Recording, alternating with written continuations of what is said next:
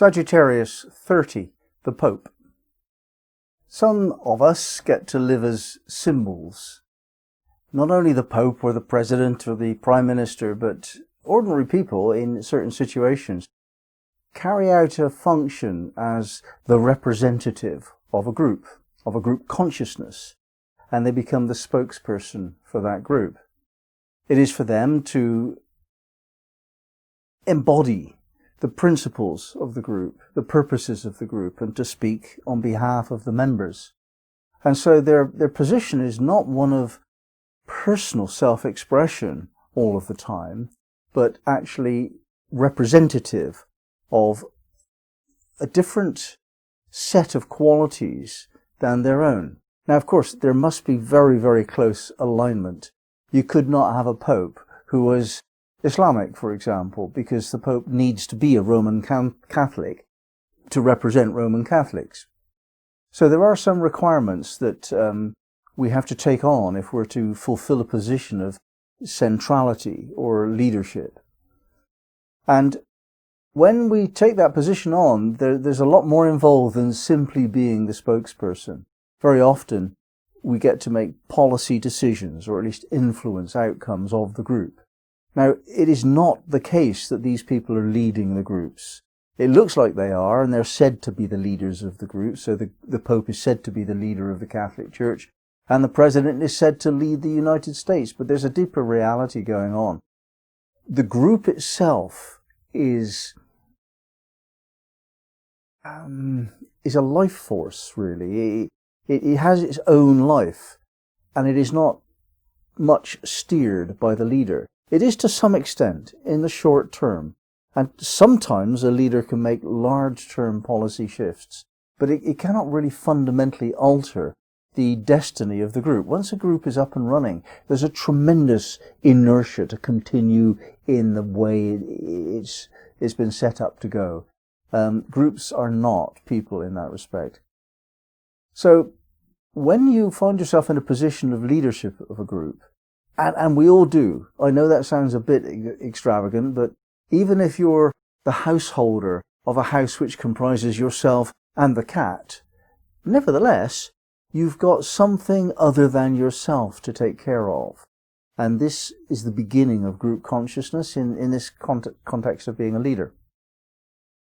So when you're in that position, it is necessary for you to be more clearly aware of the principles which the group require you to embody. In the case of the Pope, whatever is taught as the Catholic ideal, the Pope should be the best example of. And if the popes in the last 1,000 years were better examples of the Christian principles, we wouldn't think so badly nowadays of the Roman Catholic Church.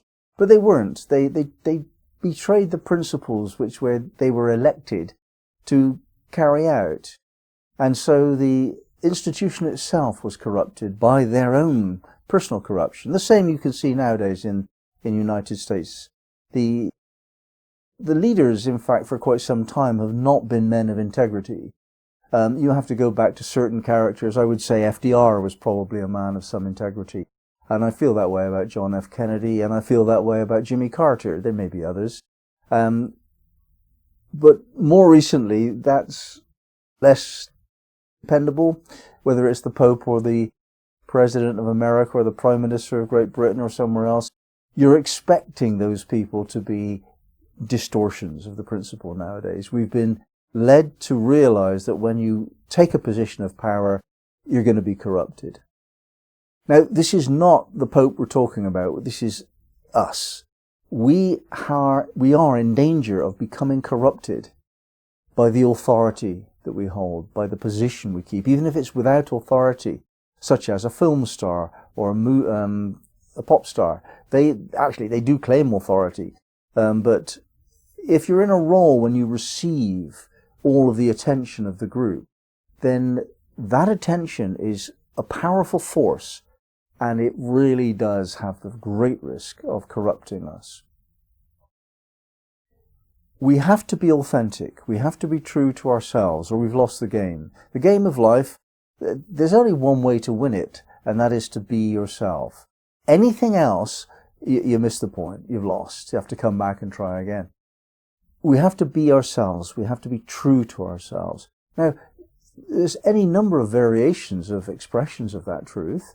You're not required to be a particular version, but you are required to be authentic if to go to the next level of spiritual attainment. And when you're put in a position of greater authority or even attention, public acclaim, fame and fortune kind of thing, you're tested at a very much higher level as to whether or not your principles are strong and your conscience is clear. That's the issue here. Can we develop a clear conscience and apply our principles strongly? We are tempted by persuasions of expediency to do the wrong thing because it's convenient, or not to care about what's the right thing or the wrong thing. Everyone is subject to that, and we all do it to some extent. But some of us don't do it too much.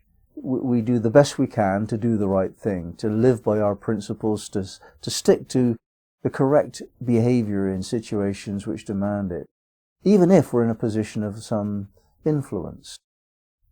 These people, really, they're the good guys.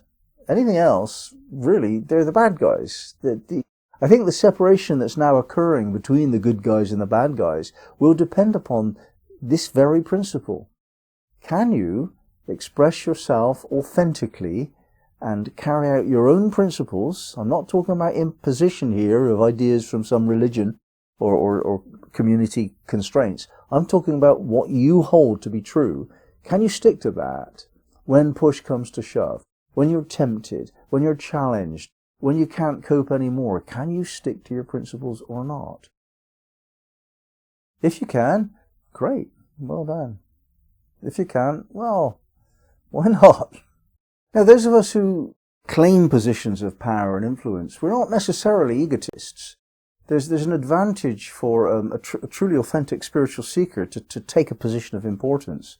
And one of the reasons is to keep out the bad guys. But another reason is because we're tested at a higher level. So we're not only talking about religious or political, we're talking about social, cultural, we're talking about anyone with a position of influence. We're tested at a higher level. And because of that, we can raise our game. And therefore, it is really quite useful to claim a position of centrality and do the best you can to demonstrate what you hold to be the conscience of the group. Because when you're a representative of the group, it's the group's principles that you should be applying, not your own. Of course, there should be a close alignment, or you wouldn't be elected to the position of leader. But nevertheless, when the group's conscience and your conscience differ, then really you should resign. You shouldn't impose your own ideas on an established group. And what we call it, lust for power that some people seem to portray, it's not necessarily a bad thing. It could be just that they have a tremendous appetite for self-expression. And a lot of the qualities that we have in potential that could be brought out and could make us better, more rich and colourful versions of ourselves, a lot of these qualities are not triggered, not brought out, not required, unless we find ourselves in a position of some importance. So it's not wrong, of course, to want ambitiously to strive for a greater position in life. It's just that we're on notice that there's a warning here that will test our integrity, and we have to pass that test.